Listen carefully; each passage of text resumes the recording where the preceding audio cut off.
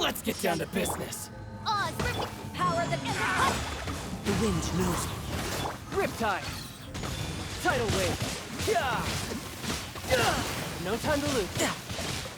The fury. One with nature. Midnight Venta. As one with wind and cloud. Eyes on me. I summon. Into the wind. You can run, but you can't hide. You're mine. Hey there guys, today we'll be taking a look at the latest banner character Tartaglia and how you can better optimize your Tartaglia in this guide. We'll be taking a look at talents, artifacts, team comps, and more. Let's get into it. We'll start off with the talent section. So for Tartaglia's normal attacks, he performs up to 6 consecutive shots with a bow, and for his charge attacks, he deals AoE Hydro damage and applies the Riptide status. So for Tartaglia's auto attacks, the scale relatively low. Doing only 56, 98. Yeah, you really don't want to be using these. And then for his charge attack, again, the scaling is relatively low unless you want to apply the Riptide status. Even then, I'd say it's more worth it to scale up with your charged attacks than it is to use your auto attacks. So just keep that in mind. And overall, I don't recommend leveling this, as you would rather want to focus on the E and the Q instead, or your elemental skill and your end momentum burst.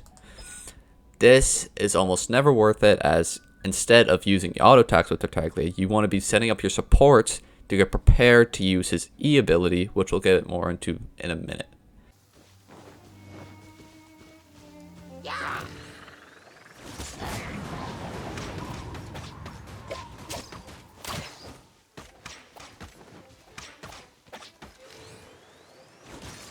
Okay, let's talk about Tartaglia's E skill, Foul Legacy of the Rising Tide. So when you go to his E or his melee stance, he unleashes a set of weaponry made of pure water, dealing hydro damage to surrounding opponents and entering his melee stance. So instead of using his bow, he's now using the 2 daggers. In the stance, Tartaglia's normal and charge attacks are converted to hydro damage that cannot be overridden by any other elemental fusion, and change as follows. So Tartaglia now performs up to 6 consecutive hydro strikes instead of his normal strikes, and his charge attack consumes a certain amount of stamina to unleash a crush blast, dealing hydro damage. So generally you want to be using Tartaglia's normal attacks more than you're using his charge attacks, as his normal attacks are just faster and you want to be cycling in and out of them as fast as possible, and his charge attacks just consume stamina and they're not worth it. So for his special, his Riptide Slash, he's hitting an opponent affected by Riptide. We're going to talk about that. With a melee attack, unleashes a Riptide Slash that deals AoE Hydro damage. Dealt in this way is considered an elemental skill and can occur only once every 1.5 seconds. Okay, so to apply Riptide, there's a couple different ways of doing this to get this passive. So you're going to want to either, 1, charge shot, which generally you don't want to be doing, but that is an option. There's his option of his elemental burst, which we'll get into a little later. But the best way to be constantly proccing this is to be using his passive, Sword of Torrent. So when Tartaglia is in Foul Legacy Raging Tide's melee stance on dealing a crit hit, normal and charge attacks apply the Riptide status effects to opponents. So you really want to be prioritizing Tartaglia's crit rate, as the higher his crit rate is, the more likely you are to proc that Riptide Slash effect. And then after 30 seconds, or when the ability is unleashed again, the skill will end. Tartaglia will return to his ranged stance and the ability to enter cooldown. The longer Tartaglia stays in this melee stance, the longer the cooldown will be. So normally Tartaglia's cooldown is 30 seconds if you're in his stance for the full time, but you don't want to be doing that. You want to be trying to cycle out to your support characters, either if it's a Vaporize comp, Electro comp, doesn't matter. You want to be cycling out to your supports, building them all up, put down all their abilities, all their E's, bursts, whatever, and get back into Tartaglia, click your E, go crazy. Use all of it for 12-15 seconds is probably a good time. It's just keep in mind, the longer you're on the field, the longer it's going to take to get that E skill back up. So you don't want to be there too long.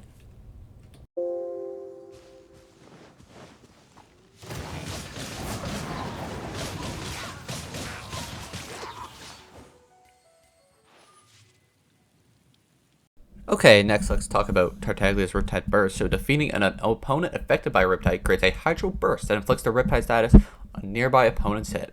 So whenever any opponent is afflicted by the Riptide status, when they die, it will create a Hydro Burst that inflicts on any opponents that are in the general vicinities. So this all comes back with the Riptide status and how you want to be increasing your crits just to get that extra damage. Okay, let's talk about Tartaglia's Burst. So he actually has two separate bursts, range stance and his melee stance. So as for his range stance, he swiftly fires a Hydro imbued magic arrow dealing AoE Hydro damage and applying the Riptide status. After this, it will return a portion of its energy cost after use. So the range stance is generally less superior than the melee stance as it scales a lot lower. As you can see, the difference about 100%, which isn't the greatest. And the Riptide status can be nice, but generally you want to be applying that with your crits instead. And the energy cost is generally kind of low as you're already getting more energy by using Foul Legacy of the Raising Tide, as it has a chance to proc energy every time it is used. So this is probably less usable than the melee stance, but it's still good if you don't have a way to apply the Riptide status if your crit rate is low. But generally, I'd recommend melee stance. As for, let's talk about that now. The melee stance, Light of Obliteration, performs a slash, which a large AoE dealing massive Hydro damage to all surrounding opponents, which triggers Riptide Blast. So again, just big damage, 600 and it's almost 700%. Mine is only level 7, so the scaling with that will only get higher as you raise your Tartaglia. So the Riptide Blast, when the obliterating water hits an opponent affected by Riptide, it clears their Riptide status, triggers a Hydro explosion that deals AoE Hydro damage. So this is really nice.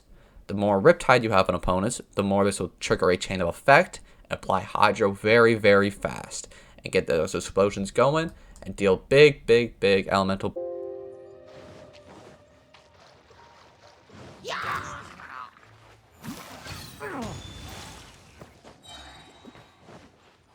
Right.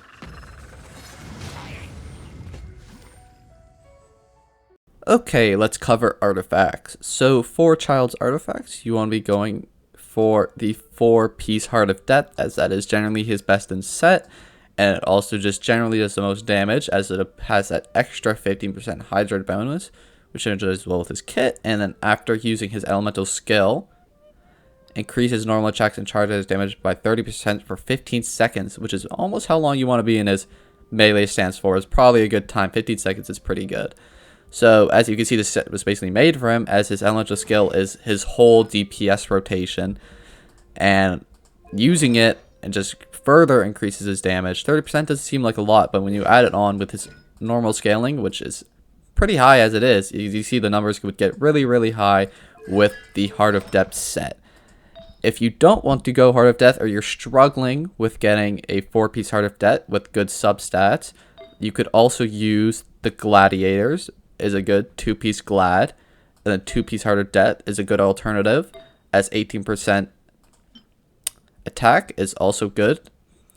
Elemental Burst damage plus 20% with the Noblesse set is also a good alternative, and the Shimi Noblesse set plus 18% attack is also another good alternative, as it is the same as the Gladiator's effect. But overall, you do want to be going for 4-piece Heart of Death. Okay, so artifact stats. The Flower and Feather are always going to be flat attack and flat HP no matter what. The general consensus is that you're going to want attack percent for his Sands. That is generally better. He does not need energy recharge, as he is constantly proccing with that Foul Legacy skill. He is constantly getting energy back no matter what. So you don't want to be running energy recharge. You can if you are really desperate, but other than that, I wouldn't recommend it. As for the Cup, Hydro damage bonus is almost always the best option. You could run attack percent Cup, but I wouldn't recommend it. Crit damage or crit rate hat, again, you want to be balancing out that 1-to-2 ratio. So whatever you need to balance out that ratio, whether it's crit damage or crit rate, is probably your best option. As for substats, you want to be prioritizing crit damage or crit rate, but energy recharge and attack percent are also good alternatives. Okay, let's talk about Tartaglia's weapon rankings next. So his best 2 weapons are the Thundering Pulse, or the Polar Star, I'd recommend, if you're choosing between the two, I'd go for Polar Star, as it does scale a little higher and synergizes well with his kit better, and it was made for him, as the Thunder Pulse was made for Yoimiya on her banner. The next best two would be the Skyward Harp or the Amos Bow, are also two really good 5-star options. They are worse than the other two, but they are still good alternatives if you don't have the Polar Star or the Thundering Pulse. If you are like me and you do not have either, you could go for the Verdescent Hunt, which is the Battle Pass weapon if you choose to pay for that, as a nice crit rate subset and a good passive that synergizes well with Tartaglia's abilities. What it does is, upon normal attacks and aim shots, have 50% chance to generate a Cyclone, which helps group enemies up and synergizes well with his kit. The next best option would probably be the Blackcliff Warbow, as it has a nice crit damage substat and also does good damage. Prototype Crescent is another good option. Rust, another really good option, as it helps increase his normal attack damage. And if you're really struggling and you do not have any of those 4-star bows, the best free-to-play option would probably be the Hamayumi, which you can craft in the Imazuma Blacksmith. Let's talk about team comps next. So the first team I will be going over will be the Permafreeze Tartaglia comp. So for this comp, Ayaka is a good sub DPS, but you can also use characters like Rosaria is a good option, Changyu is a good option, and Kaya would also be a good option as a sub DPS to help Tartaglia permafreeze enemies. Mona is another good option for this team, as she applies Hydra relatively fast, not as fast as other characters per se. Sigcho is also a good option for this team.